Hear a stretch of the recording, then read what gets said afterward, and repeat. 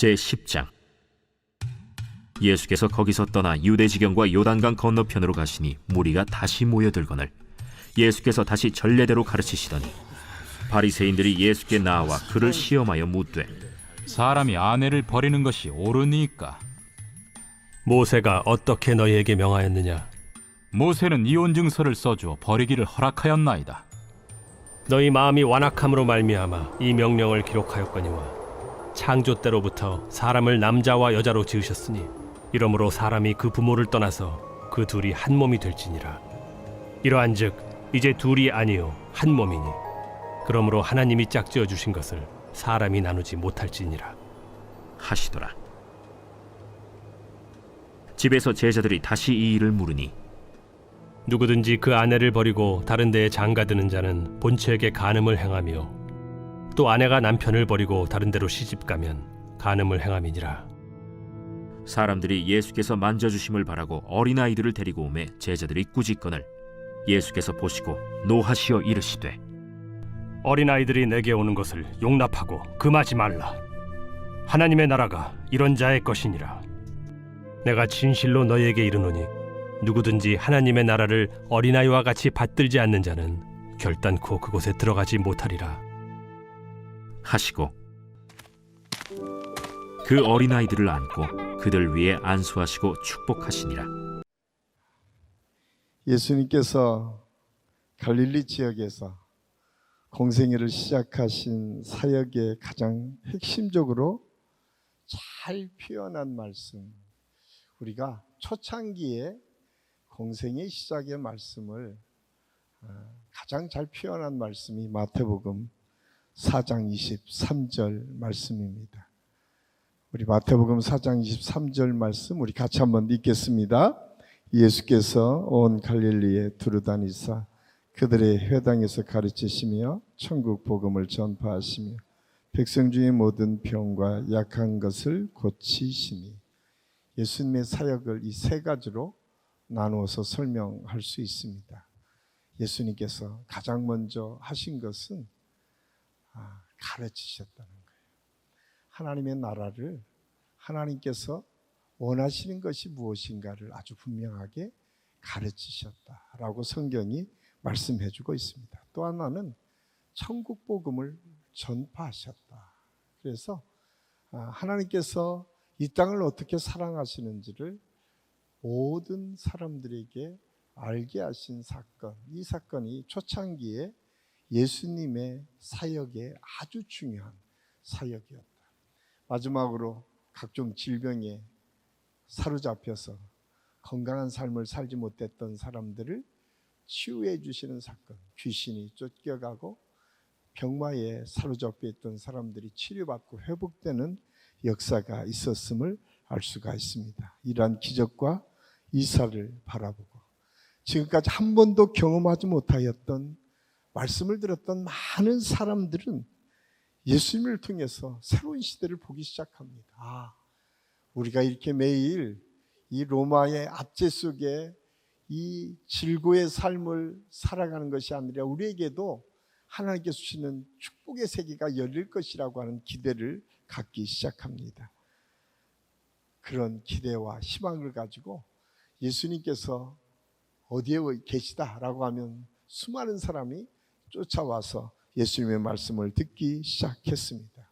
아마 오늘 마가복음 10장의 이 말씀, 요단강 건너편으로 가시니 무리가 다시 모여 들거늘.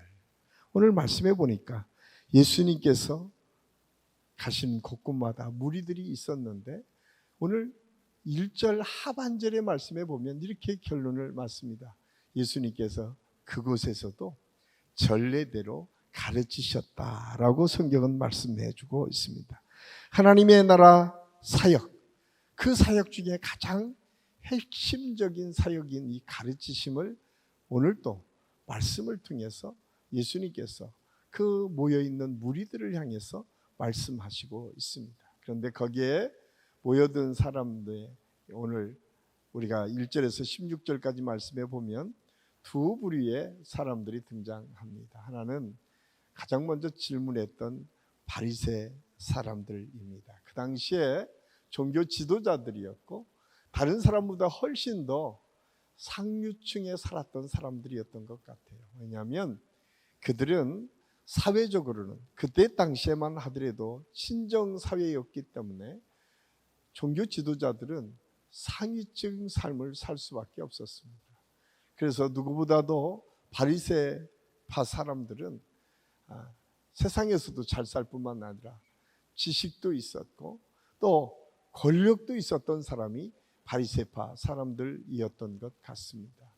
그런데 이 바리새파 사람들이 예수님을 오늘 시험하며 물었다라고 하는 것을 보면 하나님의 말씀이 선포되어졌을 때 언제나 거기에 꼬투리 잡으려고 삐딱한 생각과 마음을 가지고 하나님의 말씀을 듣는 현장에 있었다라고 말씀하고 있습니다. 또 한 부류의 사람이 등장하는데 그 사람들은 늘 예수님을 따랐던 예수님의 제자들입니다. 우리가 나중에 어린아이들의 이야기를 통해서 제자들에게 예수님께서 우리가 어린아이들에 대한 생각을 어떻게 가져야 될지를 가르쳐 주고 있습니다. 이 두 부류 사람들, 예수님을 따라다녔던 제자들과 예수님을 시기하고 질투하며 시험하려고 했던 바리새파사들, 누구든 상관없이 예수님은 그들에게 할 수만 있으면 복음을 증거하고 그들을 가르치셨다라고 성경은 말씀해 주고 있습니다. 그런데 이런 현장에 먼저 바리새파 사람들이 꼬투리를 잡기 위해서 예수님께 질문을 합니다. 그 사람들은 구약의 전통을 누구보다도 잘 알았던 사람들이었기에 그 말씀을 가지고 예수님께 질문합니다. 사람이 아내를 버리는 것이 옳으니까? 예수님께서 이 질문을 받자마자 그냥 바로 대답하지 않으시고 예수님께서 의외로 역으로 그 율법을 공부했던 바리새파 사람들에게 이렇게 말씀하고 있어요. 야, 모세의 율법에는 뭐라고 써 있더냐? 모세의 율법에서는 뭐라고 말하더냐라고 역으로 질문하십니다. 그러자 그들이 율법의 이혼 증서에 대한 이야기를 합니다. 하나님의 말씀인 율법이 선포되기 전 사회는 그렇게 건강한 사회가 아니었던 것 같아요. 왜냐하면 그때 당시에 가장 힘 있는 사람들은 남성들이었고 권력을 가진 사람들이었습니다. 특별히 우리가 여러 가지 역사적 자료들을 보면 여성은 사람 숫자로도 안 들어갔잖아요. 아이들과 여성은 사람 숫자로도 치지 않았어요. 그러니까 얼마나 그 시대에서 차별을 받았는지를 알 수가 있습니다. 또 하나 그 당시에는 남성들, 돈 있는 남성들은 일부 다처제가 그냥 아무렇지도 않게 이루어졌던 시대였습니다. 그런 시대에 이혼 증서라고 하는 것을 꼭 써서 주도록 하는 이 율법의 의미가 무엇일까? 그것에 대해서 많은 사람들이 오해를 하고 있었음을 오늘 예수님께서 다시 한번 강조하고 있는데 신명기 24장 1절에 보면 이렇게 기록하고 있어요. 우리 같이 한번 읽을까요? 사람이 아내를 맞이하여 데려온 후에 그에게 수치되는 일이 있음을 발견하고 그를 기뻐하지 아니하면 이혼 증서를 써서 그의 손에 주고 그를 자기 집에서 내보낼 것이고, 결혼을 하고 아내를 맞이하여 같이 살다가 혹시 여기 수치라고 했잖아요. 그 아내가 실수해서 문제가 있을 수 있다는 거예요. 그러면 이혼 증서를 써서 이혼하라는 거예요. 그러면 그냥 우리가 쉽게 생각하면 아니 이거 이혼을 강조하고 쉽게 이혼하라고 하는 말인가? 라고 오해할 수도 있어요. 그런데 제가 그 사회가 어떤 사회라고요? 남성 중심의 사회였고요. 그 사회는 남자에 의해서 결정됐던 사회뿐만 아니라 지금처럼 여권이 신장되거나 한 인간에 대한 인권이 존중되던 시대가 아니었습니다. 그래서 남자가 이혼 증서를 써주지 않으면 여성들은 어디 가서 먹고 사는 것조차 힘든 시대가 지금 이 율법 시대의 시대적 상황이었어요. 많은 사람들은 그렇게 생각해요. 이혼을 그러면 성경에서는 그냥 여자들이 여기에 보면 수치당할 일이라고 했는데, 이 수치당할 일이라고 하는 것은 그들이 내려오는 전통 율법에 보면 별것들이 다 기록되어 있다고 해요. 짜게 음식을 만들어도 수치당하는 일이었다는 거예요.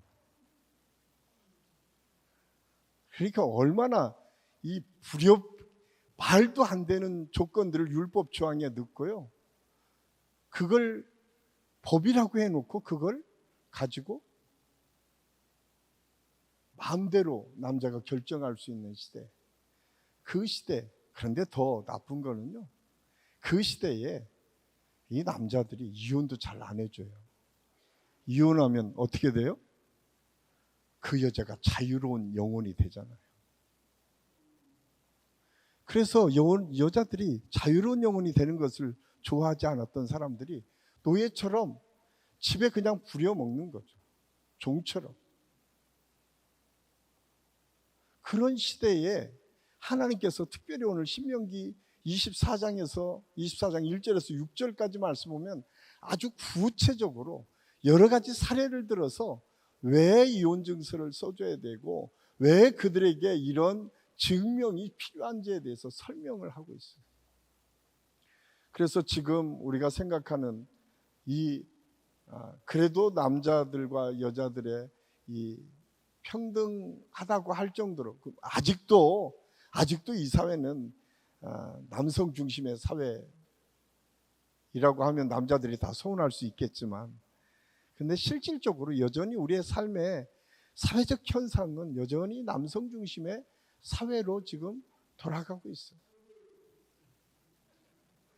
그런 때에 하나님께서 이 이혼 증서를 써주라고 하는 것의 가장 핵심은 여자들을 뭐 하기 위해서? 보호하기 위해서 써줘요, 사실은. 왜냐하면 지금이 아무 때나 가서 자기가 먹고 살 수 있었지만 그들은 남자와 함께 살아내지 않으면 먹고 살 수도 없는 상황에서 내가 일부 다처제자는 여러 여자 거느려 놓고 쳐다도 안 보면 그 사람은 먹을 수조차 없는, 아무것도 할 수 없는 사회적 상황에 놓여 있을 수 있다는 거예요. 율법은 그렇게 하지 말라는 거예요. 네가 싫으면 이혼해줘서 그 사람이 또 다른 곳에서 자기 삶을 꾸려갈 수 있도록 도와주라는 거예요.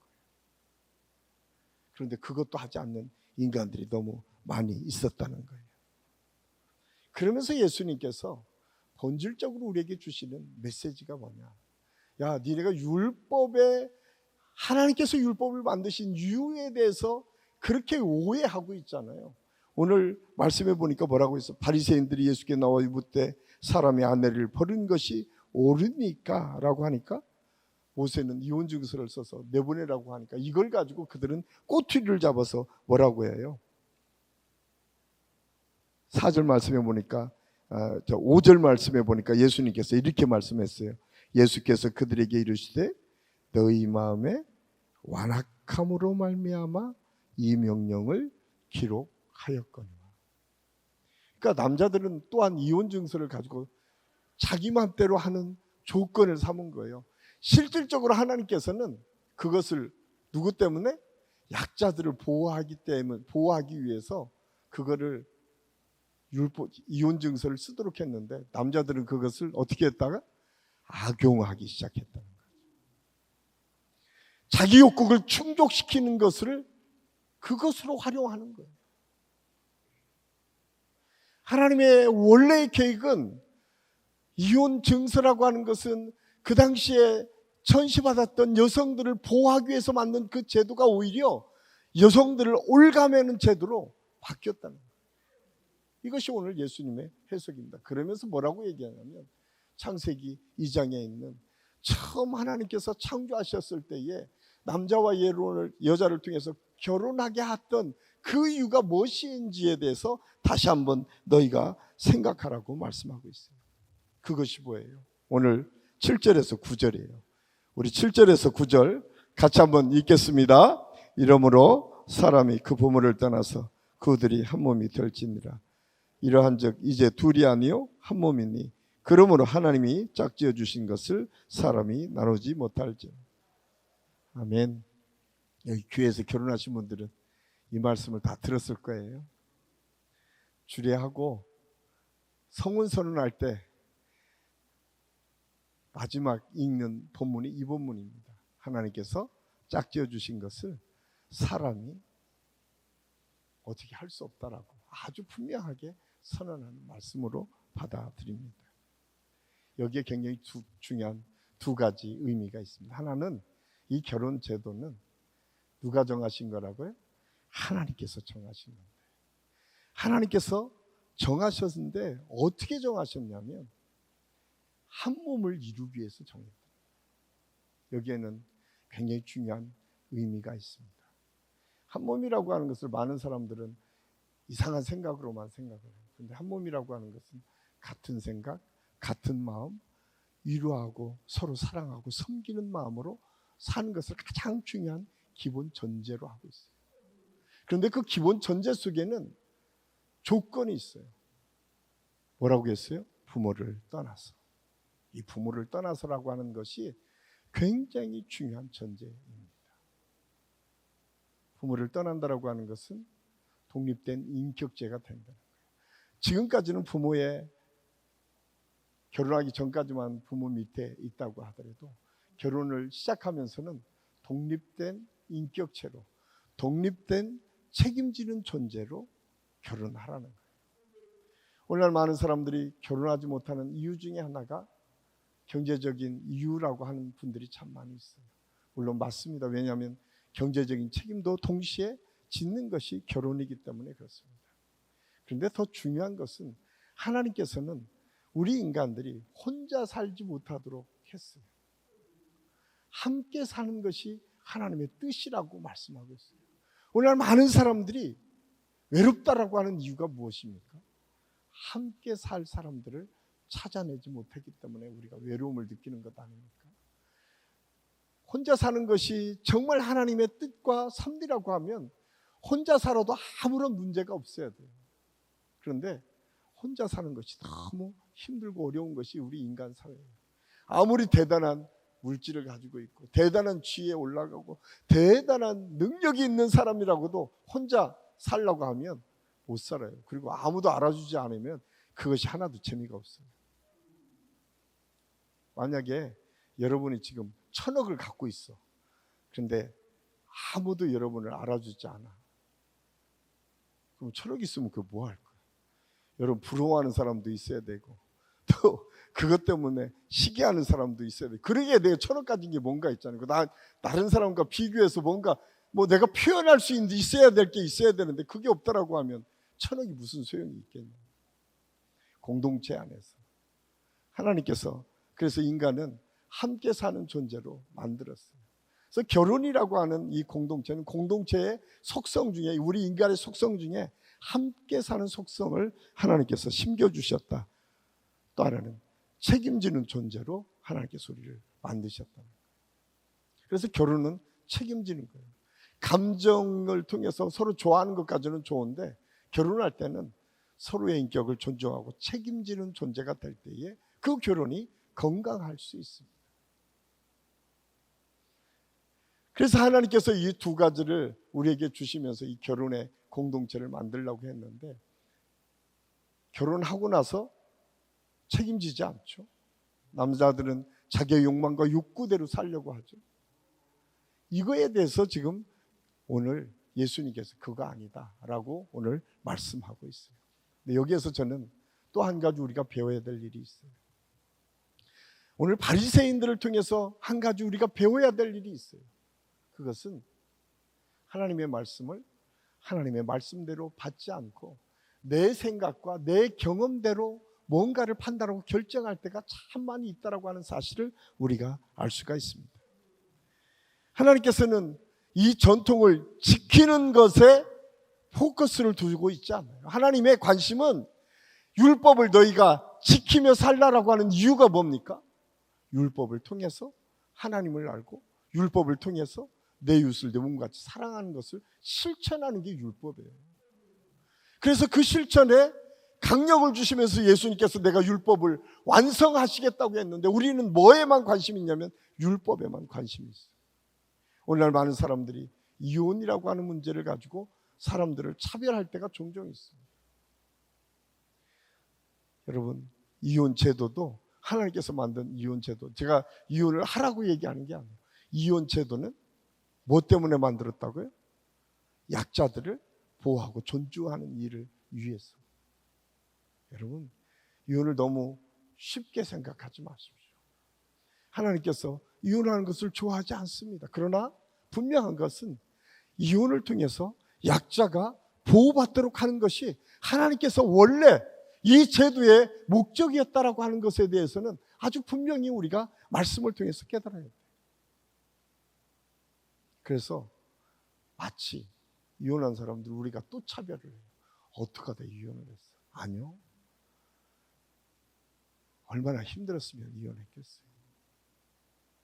하나님의 원리는 한 사람 한 사람의 인격이 어떻게 하나님 안에서 존중받을 수 있을 것인가에 더 많은 관심이 있는데 우리는 겉으로 보여지는 것에 매일매일 마음을 뺏기고 판단하고 정죄하는 구실로 그것들을 만들어간다는 거예요. 오늘 바리새파 사람들이 그랬어요.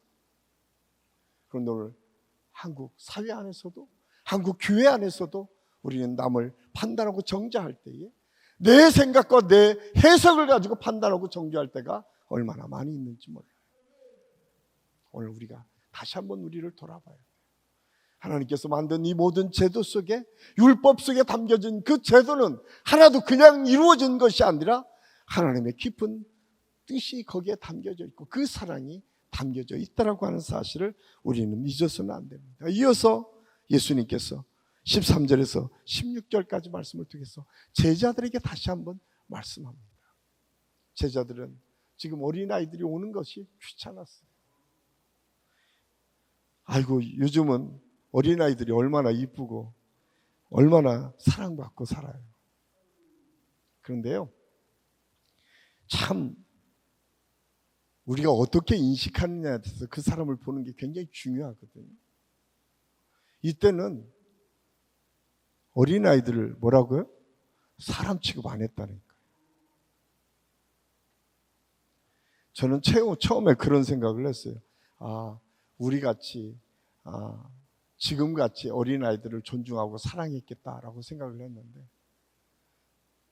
우리가 과거에 전쟁에서 쓸모없는 사람들을 죽이는 어떤 모습들을 보면 우리가 생각하는 거하고 전혀 다르죠. 그 시대까지가 뭐였어요? 이 세상에 우리가 살지만 우리 수준이 어느 정도 수준이었을까? 저는 어떤 이렇게 책을 보니까 딱 그런 표현을 해요. 동물의 왕국 수준. 그냥 동물의 왕국 수준이 우리 인간 사회의 수준이었어요. 그런데 하나님의 말씀이 생기면서 동물의 왕국 수준을 뛰어넘는 인간의 삶의 형성들이 생기기 시작하는 거예요. 그게 약자들을 보호하는 방법이었어요. 그래서 오늘 예수님께서 가장 약하다라고 하는 것, 그 사람, 그 시대에 아무도 인정했지 않았던 그 어린아이들을 안으시고 예수님께서 말씀하세요. 사실 마가복음 9장에서도 그러죠.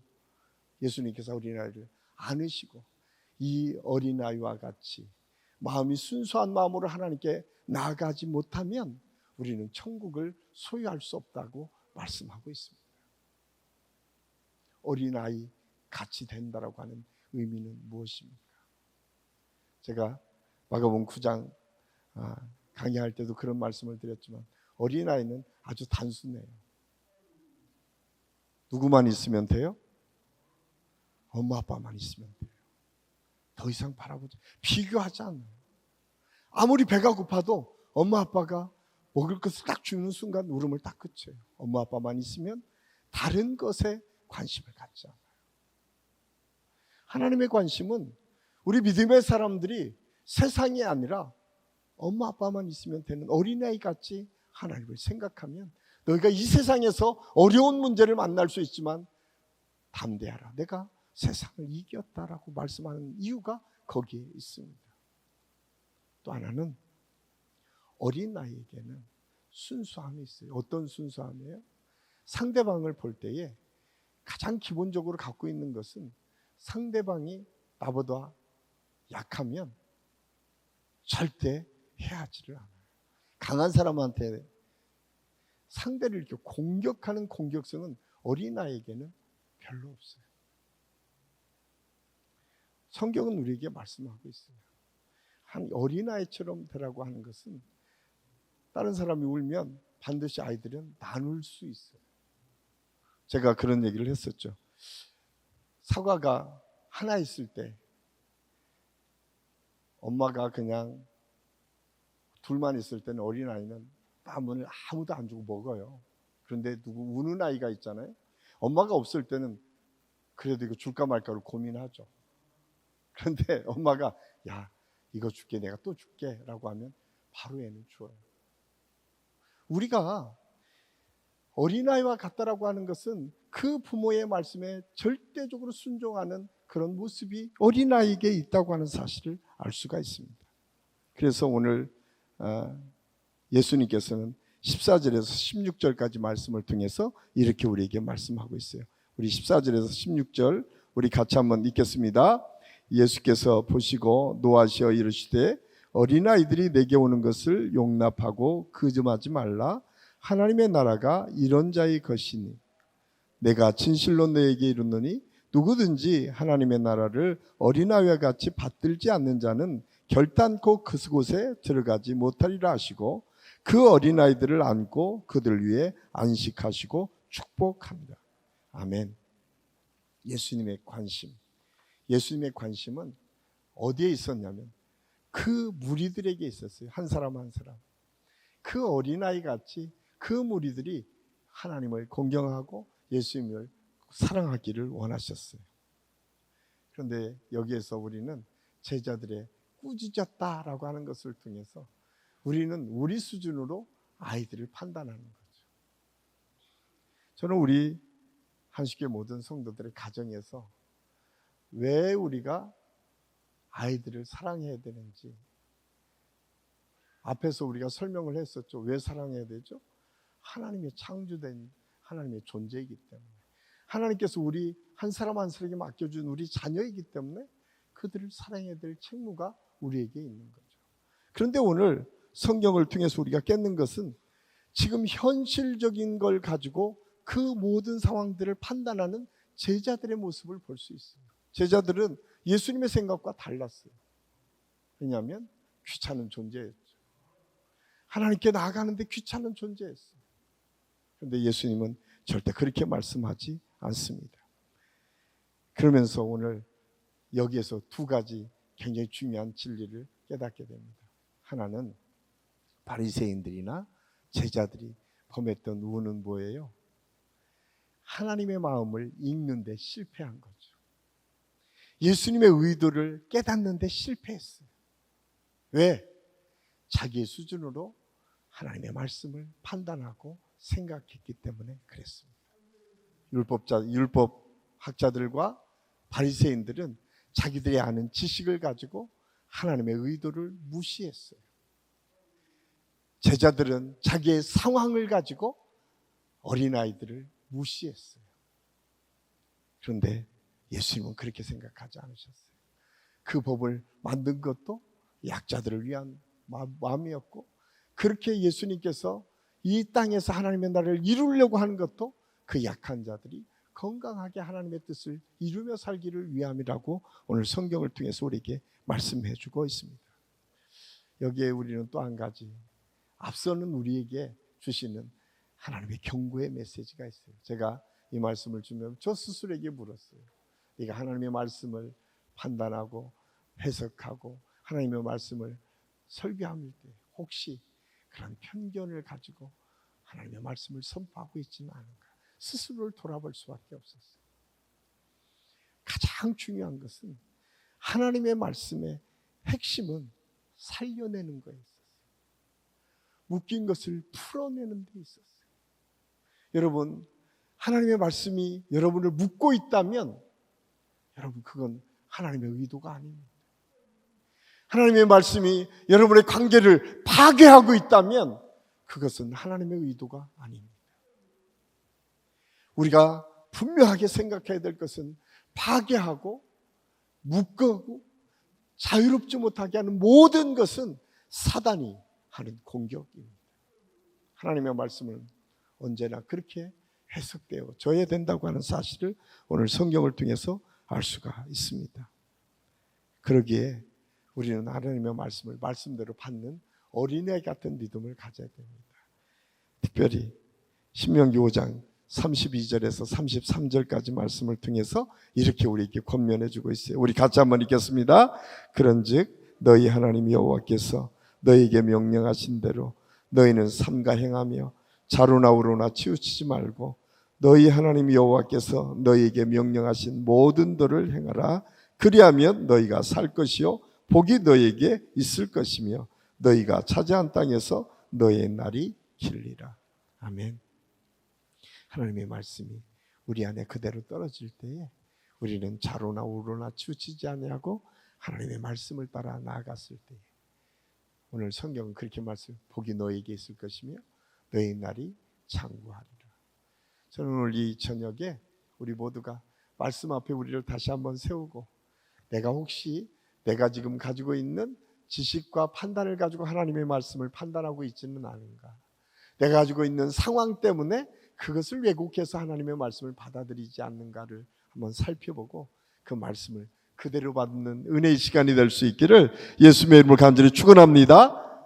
그리고 그대로 받을 때에 하나님은 신명기 약속의 말씀처럼 우리에게 복을 주실 뿐만 아니라 또한 그 길이 장구한 하나님의 은혜가 있게 될 줄로 믿습니다. 기도하겠습니다. 아버지 하나님, 은혜를 감사합니다. 오늘 말씀을 통해서 우리가 어떻게 하나님의 말씀을 받아야 될지, 하나님의 말씀은 묶인 자, 약한 자들이 더 건강하고 아름다운 믿음의 삶을 살도록 하시기 위함이었음을 오늘 말씀을 통해서 배웠습니다. 주님, 우리 모든 성도들에게 이 믿음으로 하나님께 나아가는 시간이 되게 도와주시옵소서. 특별히 하나님께서 우리에게 함께 해주셔서 우리 모든 성도들이 이 믿음으로 승리하며 나아가는 시간, 그래서 오늘 묶여졌던 것들, 답답하고 힘들고 어렵게 우리의 삶을 붙잡고 있는 모든 것들이 풀어지고 자유를 느끼고 해방의 역사를 경험하는 축복의 시간이 될 수 있도록 인도하여 주시옵소서. 함께해 주심을 감사하고 예수님의 이름으로 감사드리며 기도하옵나이다. 아멘.